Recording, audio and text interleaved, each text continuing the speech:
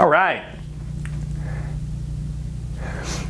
Prepping for an open house. Open houses are a key strategy to our lead generation or customer acquisition strategy. Let me give you some quick stats on open houses.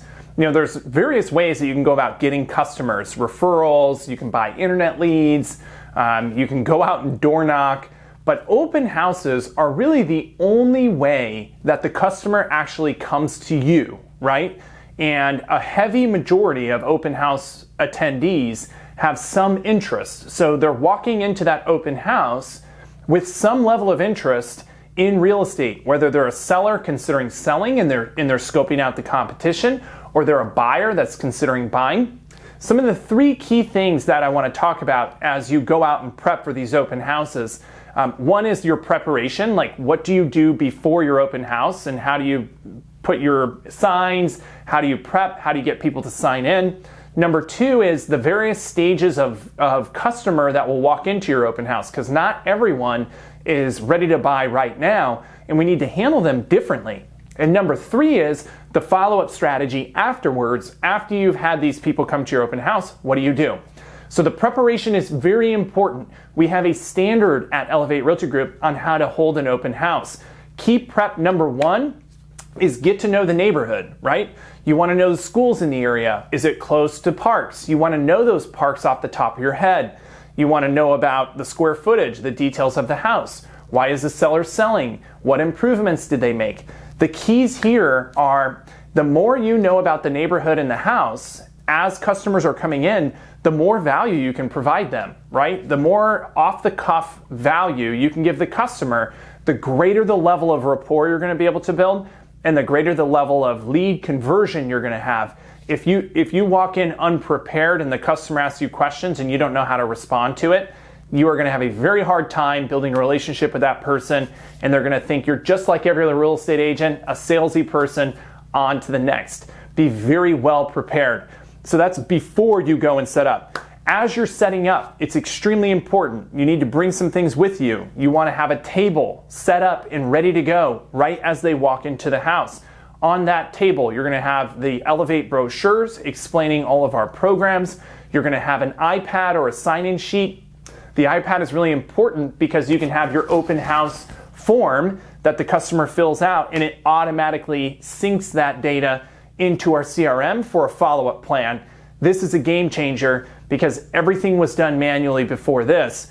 Trust me, I took months and months to set this up for you. It's going to help you convert more leads. The open house signs. We have a standard. You need at least 20 to 40 open house signs. Why would you take 3 to 5 hours if you're not going to prepare and make sure that people show up? So you're going to take the unbranded signs, and those will go to all of the intersections, main intersections to drive traffic to the house. The branded signs, the Elevate signs, you'll try to keep those closer to the house, and you're going to want to put them on all four corners of a main intersection, and then put several open house signs before the turn, right? Because you want people to see it well in advance of the actual corner, or they're going to miss it. So preparation-wise, you want to make sure the house is clean, all the lights are on, you got your table set up, you got your signs out. That means you got to show up 30 to 45 minutes early to make sure that you're ready. Never be late to an open house, especially if it's one of our listings and the seller lives there. Number two, let's talk about this. This is very important. Preparation while at the open house. Like, what do you say? How do you convert them? My strategy at open houses is to get the contact right when they walk in. That's super important. Hello, hello X, whatever their name is. May I ask your name? It's Joe. Hi Joe, nice to meet you. Thanks so much for coming out to our open house. Here's a flyer. Our seller asks that everyone sign in, just so I know who's been here. I won't spam you with unimportant details. Please sign in for me. We will not share your information with anybody. 9 out of 10 folks are going to sign in right away. Some people will say, well, I'm not going to sign in. Let them go. Let them walk through the house. Don't trail them or follow them, because that's kind of weird if there's an agent that's following the person. Let them walk through the house and explore it at their own pace. And then I will ask them again when they're starting to come back, I'll then interject myself and say, hey, do you have any questions about the house? Oftentimes they're going to ask you certain things. This goes back to being really prepared, right? You want to be super prepared, and you can answer all those questions quickly. As they're getting ready to wrap up, you can quickly say, hey, I'd love your information. We have some other homes that are coming in the market. Would you be interested in knowing homes before they list, right? That's the key point. Off-market properties, we know that's our value proposition.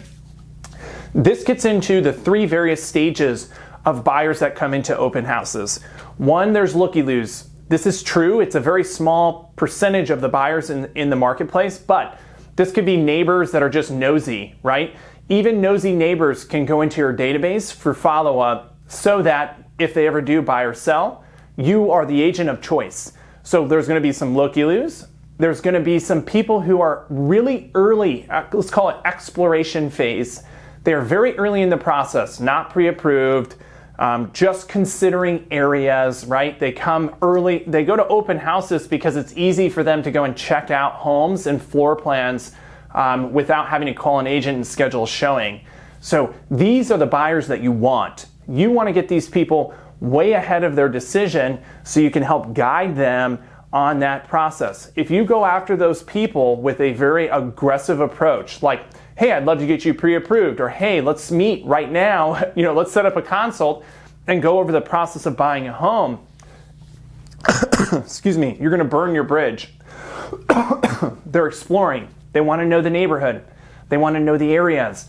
So these are good people just to get a rough understanding of what their goals are, and then you can help guide them and say, would it be of interest to you if I share the best neighborhoods based on this price point or whatever budget you have, and maybe give you guys some detailed information on the schools there. Number 3 is the hot and ready buyer. Either they have an agent or they're interested in buying now. Those are the people that obviously you want to jump on right away, get them set up on listing alerts, and follow up with them.